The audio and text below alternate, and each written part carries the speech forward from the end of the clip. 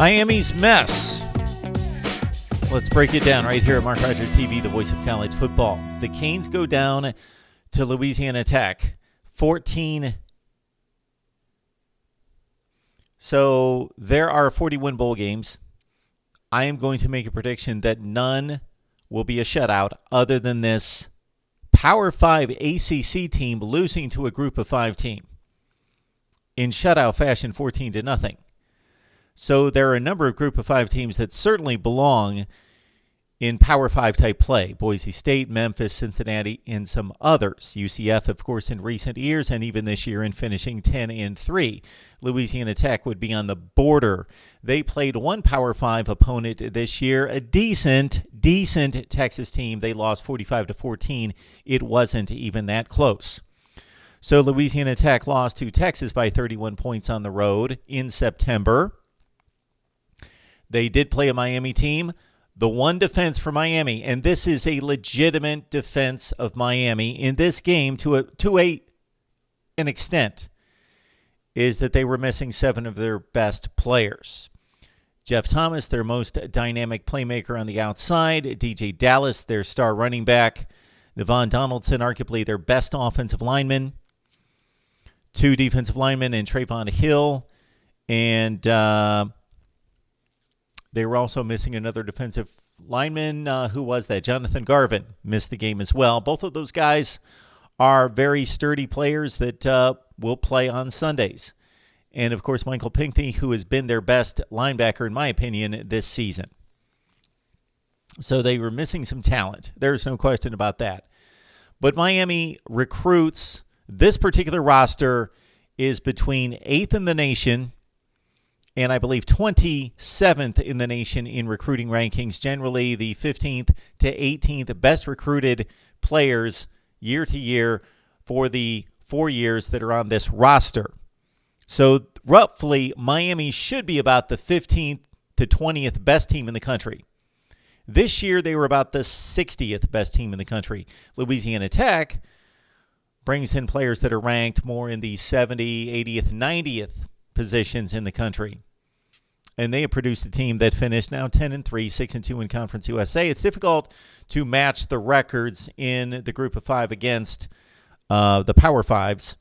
But I would say Louisiana Tech, well, after the performance tonight in defeating Miami 14-0, a depleted Miami squad, although Louisiana Tech was missing its best cornerback in this game, who is preparing for the NFL as well, that these teams are generally even, I would think. If you put Miami's best players out there based on what we saw tonight, they're slightly better than Louisiana Tech. But Louisiana Tech won the game. There are 2 things that stand out. I'm going to break down about 20 things, but there are 2 particular scenes or topics or narratives that stand out to me. Number 1, from a visual standpoint, watching Shaq Quarterman deliver a spirited speech. We don't know what was said, but deliver a spirited speech to his teammates to start the 4th quarter on the sideline to get them fired up, trailing 7-0, to basically say, this is my last rodeo. This is my last roundup here at the U. I don't want to go out a loser. I don't want to go out a loser, read between the lines, to this team, embarrassingly getting shut out, just flat out losing the walk-on Independence Bowl. And I'm sure the language was much more colorful than that, and it should be. This particular student-athlete has given everything that he possibly can to Miami football and the University of Miami in starting 53 consecutive games. He may not be the player that he was once hyped to be. He may not be that dynamic. He's a good, solid player who will probably earn a paycheck playing in the NFL. Not as a star, but he has given just about everything he can. So it's scenes like that that cause me to consider, hey, these kids are 18 to 22. They are not being paid. They are being paid the scholarship, and I think that's extremely valuable, but they're not being paid in addition to that, and they shouldn't be criticized. We find ourselves in a position in evaluating these games and the sport in general that there has to be some criticism leveled in just evaluating the play. but I do my very best to withhold from, and I don't name call in any way. I respect the effort because the great majority of these kids do the right things, at least when it comes to football. Going to class, we'll put that aside. It depends on the particular individual. But in terms of the football, they study film, they lift weights, they run every day. They're keeping their bodies in condition year-round. It's a year-round dedication.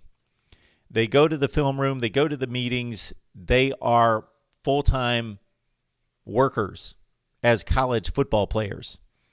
So my respect goes to them, win or lose, regardless of the performance on the field.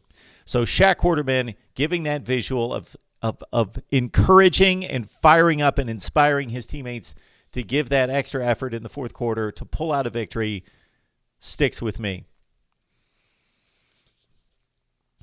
And then the second one is that he threw an awful interception that basically iced the game for the Bulldogs. But why was N'Kosi Perry not the starting quarterback for this team the entire way? I asked myself that at the end of last season because N'Kosi Perry was a better quarterback than Malik Rozier.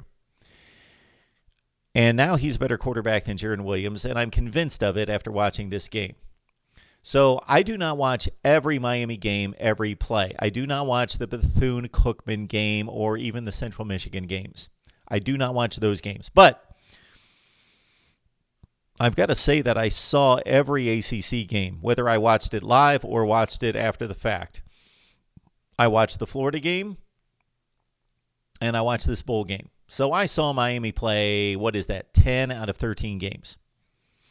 So I saw the meaningful games. And N'Kosi Perry is a better quarterback than Jarren Williams. I am not a scout. I'm not a coach. I watch a ton of football, and I've learned something.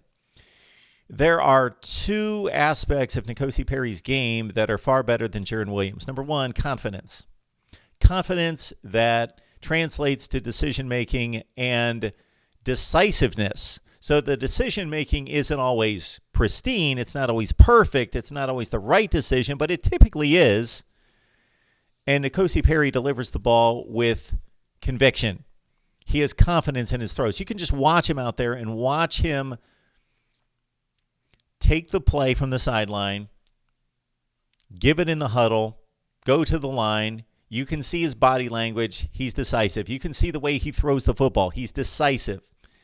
He looks downfield. He decides. He goes. Jarren Williams throws the ball. He very much aims, and maybe this is his throwing style and always has been, but he just looks too cautious.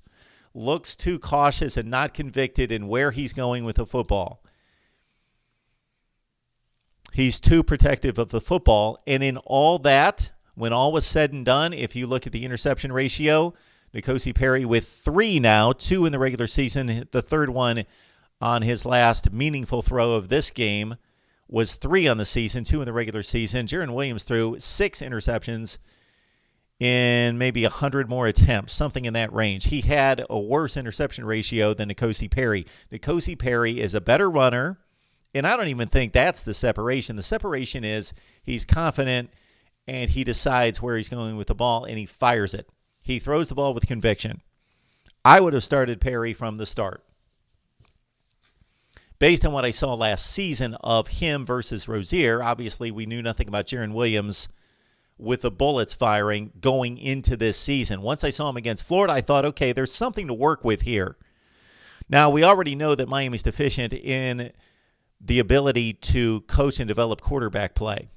So Dan Enos goes packing. He's done. He's gone. So Miami fans, you do not have to worry about his inability to develop your quarterbacks or call the right plays. I do think that the play calling aspect has been overrated. It's important. Don't confuse what I'm saying here, but it's been overrated. Bring in players from a number of schools across the country. I could name them off, probably another 15 teams. And if you took the exact players and they ran Dan Enos's plays, they would have been much more successful. But I will say that finishing in the bottom 3 or 4 in the nation in third down conversion, and red zone efficiency, which are two key statistics in offensive football now. Forget the total yardage. Red zone efficiency, overall offensive efficiency, yards per play, and third down conversion are huge. Huge. That tell you everything you need to know outside of, unless your team is turning the ball over every 3 plays. Those are the key statistics, and Miami is awful in all those statistics. Miami has scored points going back to the Mark Richt era. They have basically scored points out of explosiveness. They have taken 4, 5, or 6 explosive plays every game and turned that into points, but the offensive efficiency has been atrocious, awful, bottom of the barrel, near the worst in the nation, and the numbers do not lie. All you have to do is watch the games. So N'Kosi Perry should have been the starting quarterback the entire season. That's number one. Number two is I feel bad for, and this would go to any team in the nation, where any given player, whether he moves on to the NFL and has that kind of talent, or he has given everything he has and he has played his last football game for this particular school, that they go out after a loss and things didn't work out quite as well. Shaq Quarterman played for a 9-4 football team in Mark Richt's first year in 2016 as a freshman.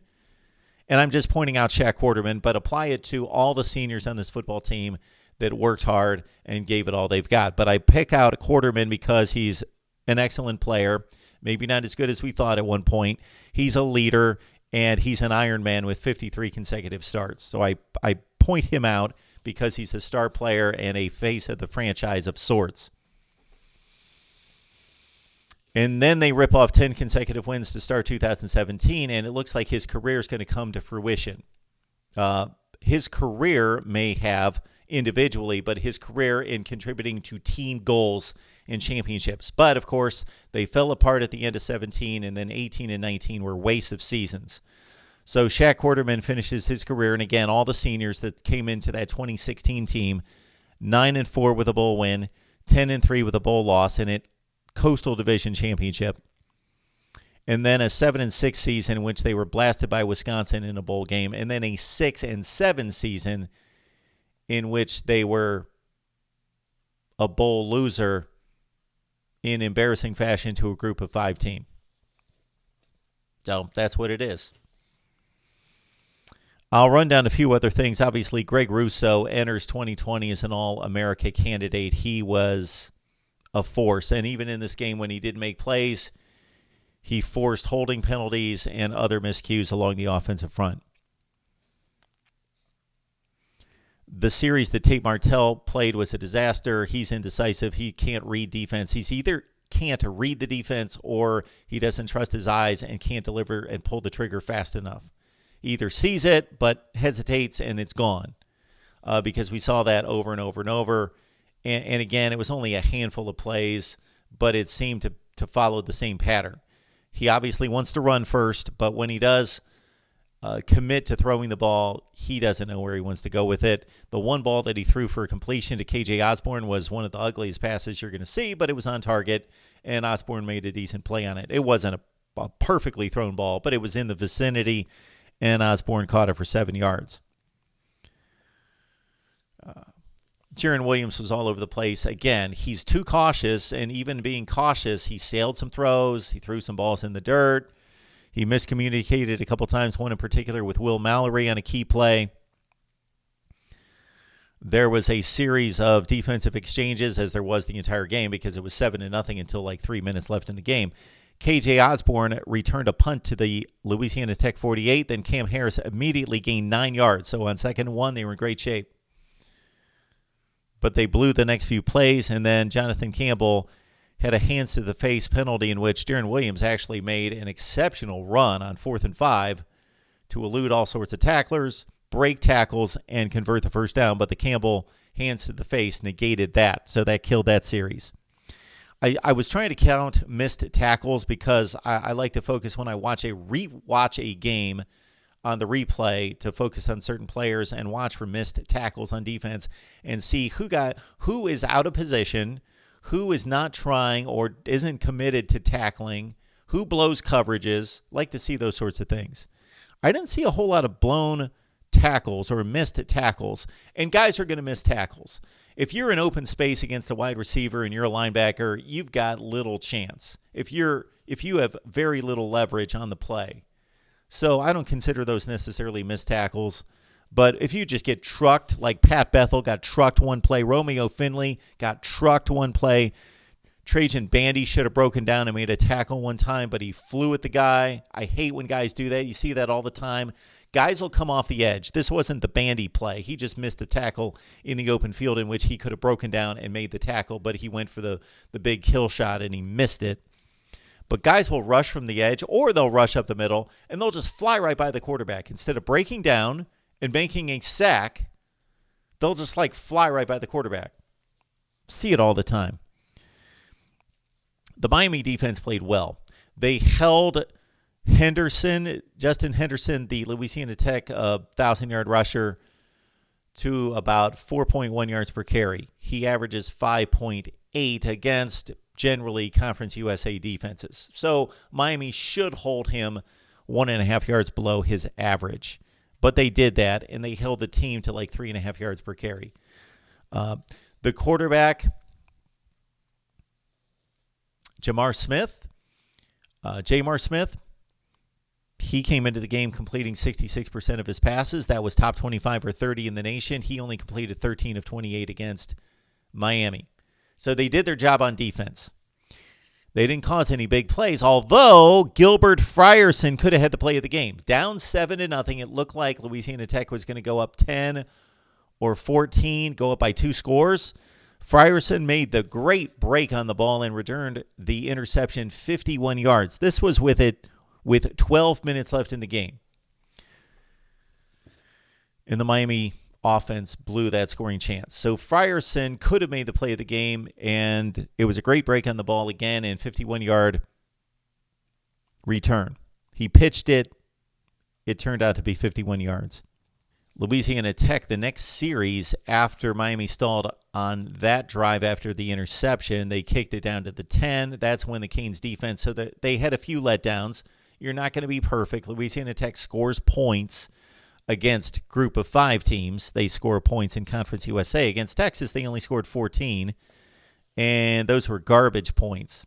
So let's keep in mind, Miami, if you're going to make that comparison between another power brand that's having a down season, Texas, though, is decidedly better than Miami right now. But they beat Louisiana Tech by 31, 45-14, and the 14 points really didn't matter. But Miami, in this particular occasion, down 7-0. There's 10 minutes left in the game, and they let Louisiana Tech off the hook at their own 10. There was a 3rd and 5 play. The slant was good. They gained 25 yards on the slant off press coverage, and they rode right down the field and gave themselves some space. And then, of course, they had to punt.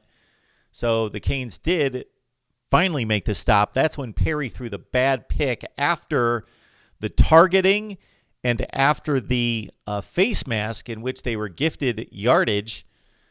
N'Kosi Perry threw the bad interception, and then Miami probably just caved in. They were only down 7-0 at the time, and there was 5 minutes left, but you know that Louisiana Tech's going to run the ball, but they ran it 5 consecutive times for 56 yards and a touchdown. So Miami's back broke at that point. KJ Osborne's a decent receiver, but he's not a number 1. Of course, he's gone. And Mike Harley's not very impressive, at least in this game. For Louisiana Tech, and we will, of course, preview all the schedules in the Power 5 and beyond the entire nation coming up in 2020. But I always love to see who the non-conference foes are for the next season. And for the Bulldogs, they play at Baylor and at Vanderbilt. For Miami, this is a sneaky, fairly tough non-conference slate. So Miami doesn't play the toughest non-conference games. They usually play one decent team. Of course, they played a really good team in Florida this year, but that was that. They've got Temple at home to start the season. Temple, 8-4 this year, have been a good program since Matt Rule built them. Jeff Collins and whomever's there right now, I can't remember. So it went Golden, Adazio, Rule, Collins, and I forget who's there after Manny Diaz left. But Temple is going to be a tough out in the opener at home. Wagner, UAB, considering what we saw out of the Canes this year and losing to Georgia Tech, Louisiana Tech, and FIU, UAB is not a gimme. And then at Michigan State.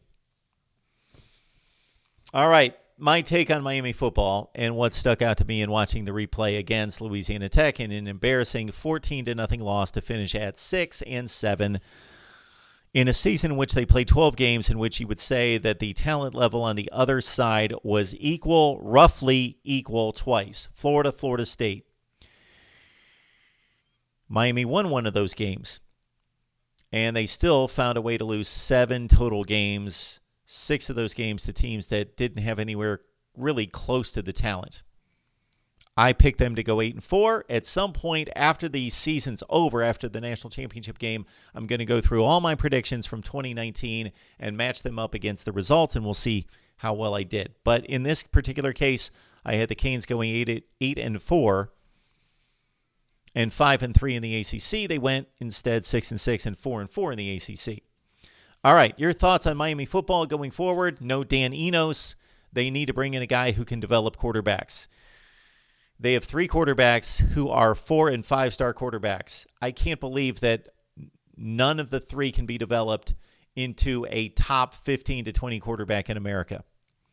Your thoughts on Miami football. Don't forget to like, comment, share the videos on social media. Let your friends and family know that we're here talking college football each and every day at Mark Rogers TV, the voice of college football.